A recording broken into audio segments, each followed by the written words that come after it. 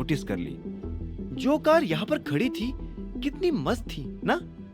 अभिनव का दिल फिर से धड़कने लगा। उसे महसूस हुआ कि अब चाहत फिर से उस गाड़ी को लेकर कुछ न कुछ सवाल करेगी, इसलिए उसने बात पलटने की कोशिश करी। तुम वो छोड़ो, ये बताओ कौन से रेस्टोरेंट में जाना है। चाहत ने अभिनव की ओर देखा पर वो कुछ डिसाइड नहीं कर पाई। यहाँ से तो चलो, जो रास्ते पर अच्छा दिखेगा वही खा लेंगे। अभिनव सिर हिलाते हुए गाड़ी स्टार्ट करने लगा। तभी उसने साइड मिरर में देखा कि कुछ ही दूरी पर खड़ी गाड़ी के अंदर बैठा आदमी उसे ही देखे जा रहा था और उसके डैशबोर्ड पर एक कैमरा रखा हुआ था। कैमरा देखते ही अभिनव हैरान हो गया। अभिनव और चाहत अब जिम से बाहर आकर गाड़ी में बैठकर लंच करने के लिए निकल रहे थे। अभिनव ने देखा कि उसके जैसी वो गाड़ी तो अब गायब हो गई थी, जो पहले बगल में पार्क थी।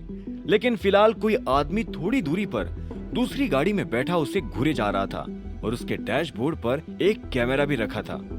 Let's go. चाहत ने सीट बेल्ट लगाकर चलने के लिए कहा।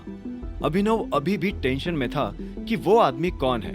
वो उसके करीब जाकर उसे निपटना चाहता था, लेकिन फिलहाल उसके साथ चाहत भी थी, इसलिए उसने उसको इग्नोर किया। अभिनव ये क्या है? इतने में चाहत ने कहा और वो उसके चेहरे के बिल्कुल करीब आ गई। अभिनव उसे अपने इतने करीब आते देख घबरा गया। इससे पहले कि वो कुछ कहता, चाहत ने अपनी उंगलियां अभिनव के चेहरे पर रख दी। टॉवेल का धागा लगा था, चाहत ने कहा और धागा फेंक दिया। अभिनव ने अपने आप को संभाला, एक आखिरी बार उस आदमी को देखा और एक्सीलरेटर पे पैर रख के गाड़ी पार्किंग लॉट से निकाल ली। कुछ मिनटों तक चलते हुए भी अभिनव बार बार साइड मिरर में देख रहा था कि कहीं वो आदमी उसका पीछा ना कर रहा हो, लेकिन उसे अभी तक ऐसा कुछ भी नहीं दिखा था। हालांकि इससे पहले कि और कुछ खतरा सामने आ जाए, अभिनव ने जल्द से जल्द चाहत को उसके घर वापस छोड़ने का सोचा। हाँ, उस वाले रेस्टोरेंट पर चलते हैं, चाहत ने इशारा करते हुए कहा और फिर अभिनव के हाव भाव नोटिस किए जो उसे थोड़े सीरियस लग रहे थे। क्या बात है, क्या सोच रहे हो? अभिनव ने फिर से बात पलटने की कोशिश की ताकि चाहत को कुछ अजीब ना लगे। यही सोच रहा हो कि फ्री का खाना हजम होगा भी या नहीं। चाहत हंस पड़ी। अगर नहीं हजम हो तो मुझे बिल का अमाउंट तुरंत ट्रांसफर कर देना। अभिनव चाहत की बातों पर हंसने लगा और उसने उसके बताए रेस्टोरेंट के पास गाड़ी लगा दी। खाना खाने के बाद अभिनव चाहत को उसके घर छोड़ाया और अब शाम भी होने को आई थी। कंपनी ना जाकर उसने अब घर जाकर सोने का सोचा, क्योंकि इतने दिनों बाद एक्सरसाइज करके उसके बदन में दर्द होने लगा था। सिंह परिवार के घर में घुसते ही अभिनव ने देखा कि वहां कोई नहीं था। उसे महसूस हो गया कि जब से प्रोटॉन ने एलेक्स कॉर्पोरेशन के साथ डील कैंसिल की है, तब से पूरा परिवार सिर पकड़कर उनकी कंपनी के ऑफिस में ही बैठा होगा। यही सोचते सोचते अभिनव को यह भी एहसास हुआ कि उसके जैसे पावरफुल आदमी के लिए कितना आसान था किसी भी आम इंसान को तंग कर पाना। उसे ये सोचकर थोड़ा अफसोस भी हो रहा था, पर फिर यह भी लगा कि घमंडी सिंह परिवार को ऐसी ट्रीटमेंट की जरूरत भी थी। अपने बेडरूम में जाते ही वो इस कदर सो गया कि उसकी नींद फिर सीधा 12 घंटे बाद अगली सुबह खुली। आंखें खोलते ही उसे अपने सामने अनन्या नजर आई, जो मेकअप कर रही थी।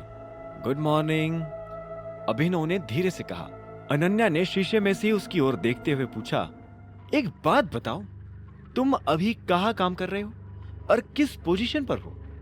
अभिनव ने एक बार पलक झपकाई और फिर बेड से उठते हुए कहा, इमेजिंग सिक्योरिटीज, जनरल मैनेजर। ये शायद मैं पहले भी बता चुका हूं।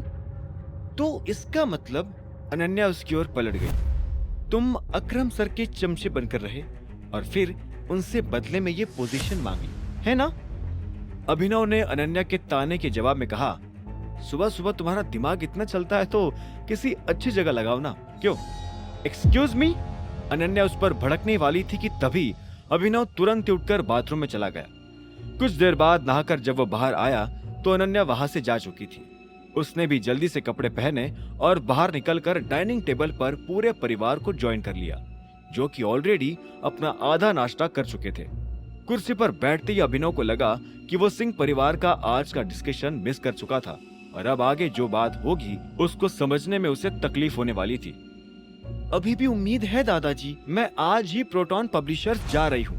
उनसे मीटिंग करके मैं ये क्लियर करके आऊंगी कि उन्हें इस डील के किस पार्ट से प्रॉब्लम है, अनन्या ने कॉन्फिडेंटली कहा। हाँ बेटा, आज तो डील एकदम पक्की करके ही आना, शर्मिला ने उसका हौसला बढ़ाते हुए कहा।